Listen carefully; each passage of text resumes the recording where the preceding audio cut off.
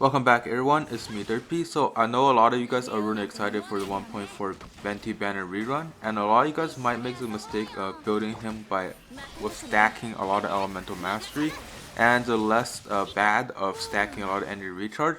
But I'm here to tell you guys that you guys should not be stacking elemental mastery, nor stacking too much energy recharge on him, because he has a lot of energy recharge abilities. You should build him somewhere more like a DPS carry, so like a sub DPS carry or like a main DPS carry, and that's how you get a lot of damage out of your Venti. It's much better than just stacking elemental mastery. So yeah, let's get right into the video now. Let's take a look at how elemental mastery and swirl damage actually work. So let's start with swirl because it's the most simpler one to explain. You do a set amount of swirl damage depending on your character level. So it doesn't scale off elemental mastery or anything. It just depends on whatever level your character is, and it'll do that set amount of damage no matter what the enemy defense, resistance, where the level is.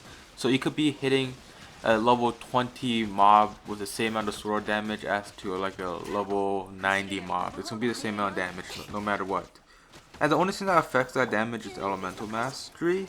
So elemental mastery will increase that base swirl damage by a factor or whatever, and it's given by this formula that's on the screen right now. So knowing that, let's see how much swirl damage we do if we have 187 elemental mastery. That's the amount of elemental mastery we get from one 5-star elemental mastery artifact at level 20 with a level 80 Venti. So if we just do the math, that's about a 1014 swirl damage. So that's what you'll be hitting on pretty much all your mobs. So level 20, it could be a level 20, level 90. It'll do that damage no matter what.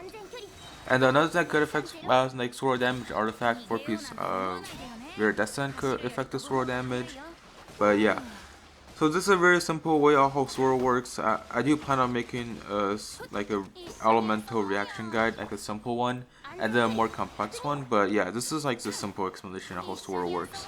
I'm not gonna bore you guys and be explaining how like Venti alt works, so I'm just gonna go right into the calculations.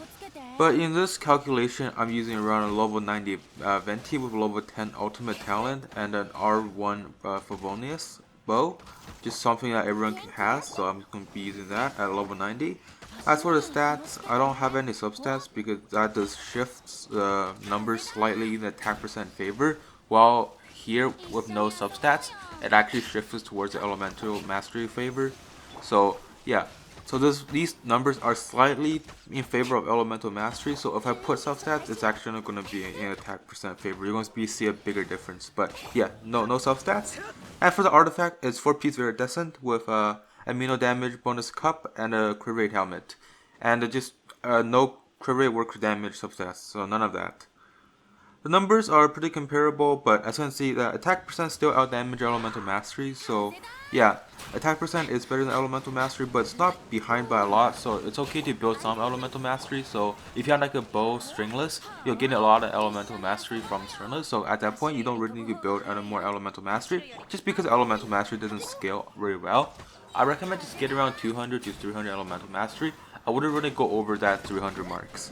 But if you use something like a Favonius bow, or any bow that doesn't like give you a lot of attack percent or elemental mastery, you can consider using an elemental mastery cup if it has better substats compared to attack percent cups that you have.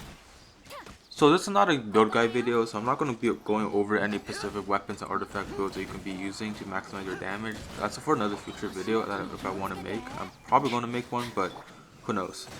Thank you guys for watching this video. I hope you guys enjoyed this video. I hope you find it helpful that you shouldn't be building a lot of elemental mastery on Venti. So just a quick short video about 4 to 5 minutes long. And yeah, if you do like this type of content, do consider liking and subscribing. I'll see you guys next time. For the 2 of you guys that are still watching this video, I don't know why you're still watching it, but yeah, Ayaka, the Ayaka interactive calculator is now in a usable state now, so I'm going to be just releasing it for now. But it's still lacking a lot of the weapons, artifacts, and stuff I do want to add. And these stats are bound to change, so just if you're going to use it, take it with a grain of salt. All these stats are going to be changing, definitely, 100%. Yeah, that's all I'm going to want to say.